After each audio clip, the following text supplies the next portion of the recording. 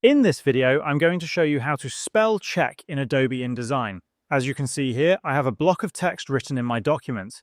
If you want to check for spelling errors, Adobe InDesign makes it easy to spot and correct them.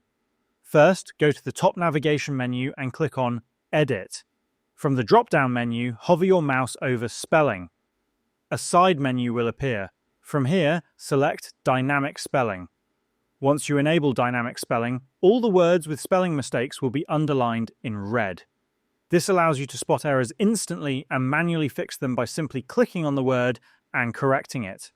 If you want InDesign to suggest corrections automatically, click on Edit again, hover over Spelling, and select Check Spelling. A spell check window will open, showing the first spelling mistake it detects. InDesign will also suggest possible corrections based on the closest match. You can select the correct spelling and click Change to fix the mistake. InDesign will continue to go through the document, highlighting each mistake one by one. After reviewing and correcting all the spelling errors, click Done to close the spell check window. And that's how you can spell check in Adobe InDesign.